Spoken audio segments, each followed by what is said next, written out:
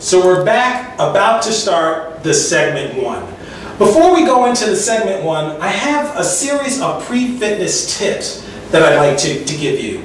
Most of them are obviously in the book, Body Under Construction, so you'd have to buy the book to get all of those details. But I want to share two of those pre-fitness tips because I believe that can help you today in building your body at a fist. One fitness tip I want to give you is that you always want to contract your abs. Now I know you're probably saying to yourself, man, I haven't seen my abs in years. The fact of the matter is they are there. And the series of exercises that we're going to do is going to assist you in tearing down that curtain of fat so you can see your abs once again. So you always want to keep your abs contracted at all times so that in every exercise your abs are always getting a workout. As I indicated in a previous YouTube video, nutrition still is 70 to 80% of you seeing your six-pack once again. But fitness still plays its part in you seeing your six-packs once again as well. And so keep your abs contracted no matter which exercise we're doing. Secondly, there's something called an active rest, which means that in between the exercises, I want you moving in some capacity. Some active rest periods will be 60 seconds, others will be 30 seconds. We'll go through that in a bit more detail. But it's important that we use this time wisely. We don't have any time to waste. You know, if you're reading a book in between your exercises or reading a magazine, do that another time. Do that on your train ride in or go to the library and do that. Let's make this as efficient as possible in terms of using even the time in between each exercises to burn calories. And so in between active rests, again, you could be jogging in place, you could be shadow boxing. There are different things that you can do. And I go into that in more detail in Body Under Construction, the different kinds of active rests you can do, but the body is constantly moving. I'm so used to doing it now, I can't stop moving. And so that's what you want to do. You always want to keep moving. So the segment 1, again, which I've described previously, is the first 4 exercises of an entire fitness adventure. And the segment 1 starts off with an interval treadmill run. Now, an interval treadmill run is slow and fast-paced runs that occur. Many of you are like me. I used to run on the treadmill, and I used to kind of get bored by just setting it to 1 and setting the speed on 5 and going. And our body is amazing. It just adapts to things tremendously well. Well, the interval run helps to sort of throw your body off a little bit so that it actually has to think about what it's going to do next. And that's going to assist you not only in burning more calories, but it'll keep you from suffering from what I call workout ennui, which is getting bored with an exercise. So this is the way it's going to work. It's a 15-minute run with 2 minutes extra added to it. In the 15-minute, you're going to do 2 minutes slow pace, 3 minutes fast pace, 2 minutes slow pace, 3 minutes fast pace, and then 2 minutes slow pace again, followed by 3 minutes fast pace. I believe that adds up to 15.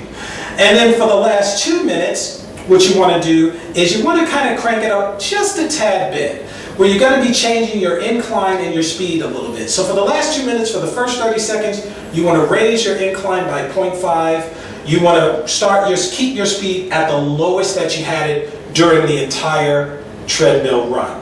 And then for the next 30 seconds, you want to raise your incline by another 0.5, and then you want to raise your speed to the highest that you had during that treadmill run. So let's say if you were at a 1 speed, that would be your lowest. And let's say you just got up to a 3 speed or 4 speed. It doesn't have to be a 10 speed.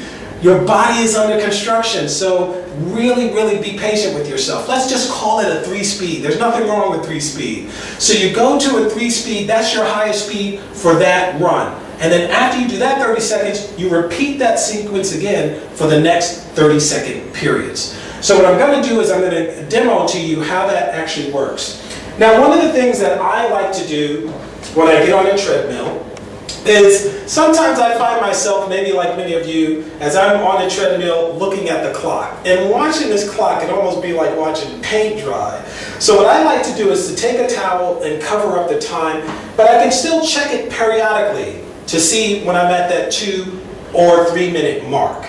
And so, but I like covering up because sometimes, like I said, you suffer from workout ennui, you just end up watching the clock go, and then you start thinking, man, this is taking longer than I suspected. But if you cover it up and just go through the building process, checking it periodically, you'd be amazed at how quickly this seems to work along. The other thing is, as I indicated, there are those more, a little more cranked up the last 2 minutes. You want to actually remove your towel for that period because you do have to keep up with the 30-second increments that I described previously. Last thing before we start, you may have noticed I'm using a treadmill. The great thing about the fitness adventure is that it involves 99% using your own body weight. And so you don't really need a treadmill. If you have one, outstanding. But if you don't have one, go to a park or run around your block with the same sequence that I'm describing. Or if you have hills that are close to your house, you can use those hills to replicate the inclines. Trust me, the guys who invented treadmills came up with the ideas after looking at the roads and hills that are out there. That's how they came up with the treadmill idea, I'm sure. And so I'm saying you have an option to do that. So what we're going to do is I want you to always use your manual key so that you can control your speeds and your times and the increments that we described. And so my belt is about to start in a few seconds. 3, 2, 1. And you want to start off on the sides, right? Let the treadmill go a little bit, and then you want to start. Now, one last thing I want to tell you is as you're doing this, don't lean on the treadmill. Don't really try to avoid doing that because what you end up doing is really robbing yourself from getting the full benefit of the exercise. So like we said, we're going to use the example where our incline is at 1 and our speed, I'm going to use a speed of 3. But you should feel free to use a speed of 1. It's okay. Again, your body is under construction. For 2 minutes, we're walking this. We have our arms going, right? Getting a full cardio exercise. Then for the next 3 minutes, we're going to raise our speed up to 4, let's call it, right? So now you're going a little quicker, right? If you can go faster than that, that's fine. But again, pace yourself. Your body is under construction. After you do those 3 minutes, then you want to crank it right back down to where we started, which was 3. Going to do that for 2 minutes. And then after those 2 minutes are up, you want to crank it up to the next number. Let's say it's 4 this time. So now you're moving a little bit more, right?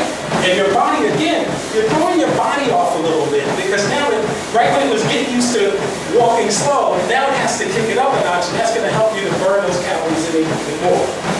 Then you want to go back down to your original speed, which we used was 3 in our example here, just to get it back down again. And again, you want to do that in that 2 and 3 minute increment for the first 15 minutes. Now after you do that, what you want to do is you want to do the 30-second increment, which we described, which means you want to increase your speed, your incline, by 0.5, and increase your speed, keep your speed at the lowest speed, right? So all we did is increase our incline by 0.5, and we're still at our lowest speed. For the next 30 seconds, you want to increase your incline again by 0.5, but now you want to go back to that highest speed you had. In our example, maybe it was 4. So now you're at that highest speed.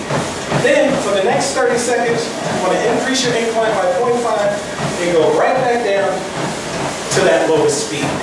And you want to do that in that 30-second increment for the last 2 minutes. Once that's done, take your incline all the way back down to 1. Take your speed down to 1. Slow the whole process down and cool down from your walk for the next 60 seconds. Now, once you're done with that, you're not done. We talked about the active rest, right? So once you're off, before you do your next exercise, we're not wasting any time at all. You're keeping your abs contracted during the treadmill run. You're keeping your abs contracted even during the active rest, right? You got 60 seconds to keep doing this. Active rest, it could be shadow boxing, it could be jumping jacks, or something where you're constantly moving. So I will come right back so we can talk about the next exercise in the segment 1. Keep moving.